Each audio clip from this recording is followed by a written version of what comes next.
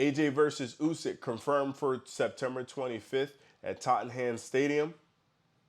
Anthony Joshua will defend his three world heavyweight titles against Alexander Usyk in front of what is hoped will be a crowd of over 60,000 fans at Tottenham Stadium in London, September 25th.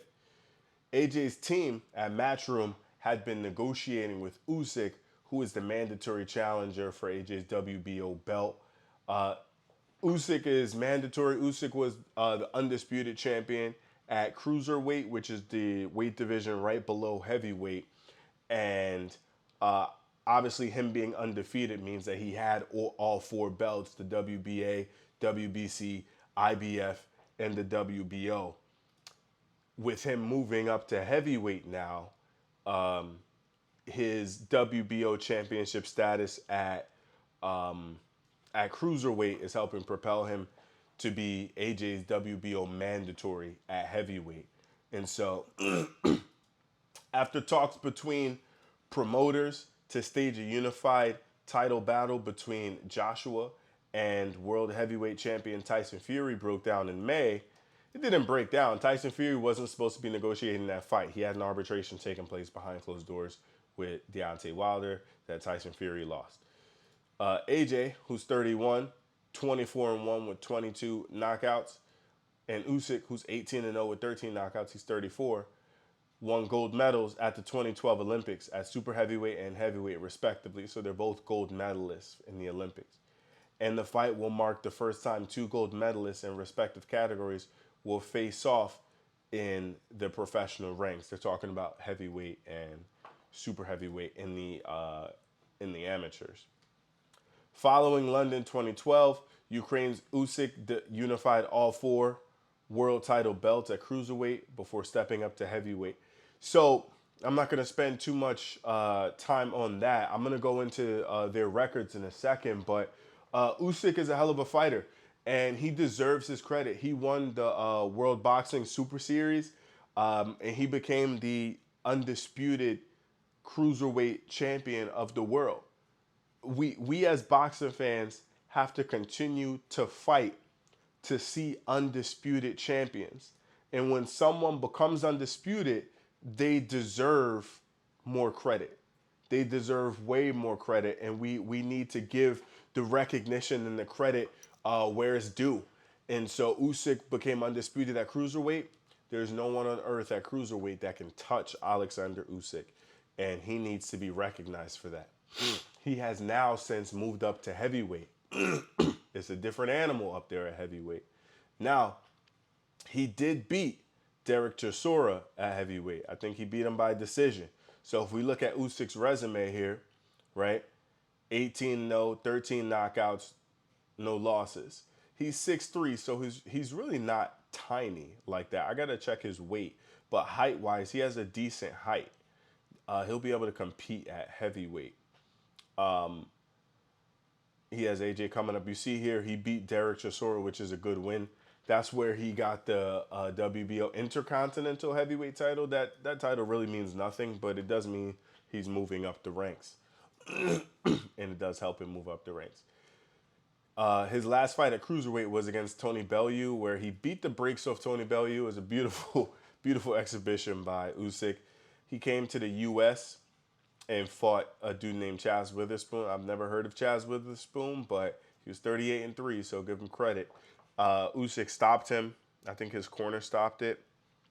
And then he beat Derek Chisora by unanimous decision. And now he has AJ coming up. Now, a point that I want to make with this fight is a couple things. If it's a decent fight, but if AJ wins, he's not going to get that much credit. He's going to get some credit because Usyk is a hell of a fighter, and you can't sleep on a man who is undisputed just one weight division below. But it doesn't shake things up in the heavyweight division. You understand what I'm saying? There are some monsters in the heavyweight division still for Anthony Joshua to face. And so Usyk is not considered one of those monsters. He's not a knockout artist. His power doesn't really translate up into the heavyweight division. And so we'll see, if he's only had 2 fights at heavyweight, and one of those fights he did. It looks like his corner did stop the fight, but he's not known for being a knockout artist, if you get what I'm saying. But there are heavyweights who are. There are fighters that I would have preferred to see Anthony Joshua face. Luis Ortiz, I've wanted to see. A lot of people have wanted to see AJ fight him for over 3 years now, right? There's some big names still at heavyweight for AJ to fight. So if he beats Usyk, it does not shake up the heavyweight division in any way. But the funny thing is the other way around. If Usyk beats AJ, it definitely shakes up the heavyweight division because now this is AJ's second loss, right? It's his second loss to the underdog in the fight. It would be now he has to get a rematch with Usyk. That if he were to lose, that would probably turn into a trilogy fight. And the reason that that shakes things up is because we already know that Tyson Fury and Deontay Wilder have been fighting to get fights with Anthony Joshua. And so if Usyk wins, it's like, oh boy, yet again, that fight, these mega fights are getting pushed back, and we really don't have a king of the division yet. There is no king of the heavyweight division until you prove yourself. And we need to continue to push this in boxing until you beat the best out there, and until you are undisputed. You are not the best in your division, regardless of what we see with the eye test. You must prove yourself. This is heavyweight boxing. This is the sport where all disagreements are settled in the ring, and that's the only place that they're settled, in the ring. It's boxing. It's the fight sport. It's the hurt business.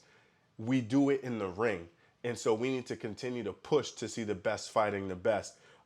So if AJ beats Usyk, it's a good win. It's a good win because he's gonna have to really fight to beat Usyk, and we'll see if Usyk can stand up to his power. But if Usyk beats AJ, it turns the entire heavyweight division on its head. So let's take a look here. Just showed you Usyk's resume. We have AJ, Anthony Joshua, knockout artist, right? 24 wins, 22 knockouts.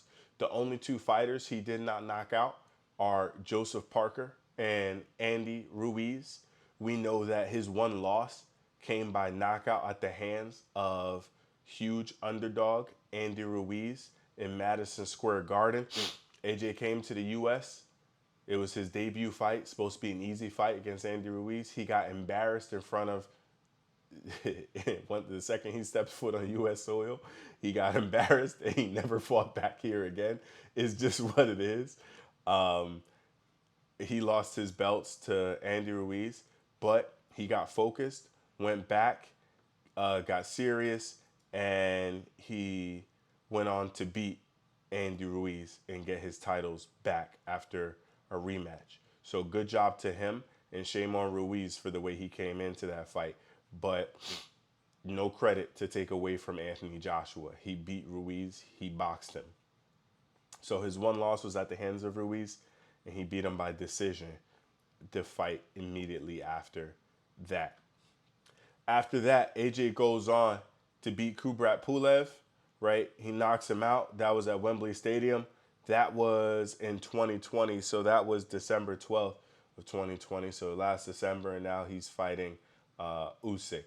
So, like I said, the world still desires to see AJ fight Fury or Wilder, but Usyk's a decent opponent. Usyk is a decent opponent, and look, I'm gonna just be real. It doesn't hurt boxing, but AJ actually needs to win this fight for boxing. DAZN reported on it as well. AJ and Usyk confirmed for September 25th. Yo, we got some really good fights coming up for the rest of this year.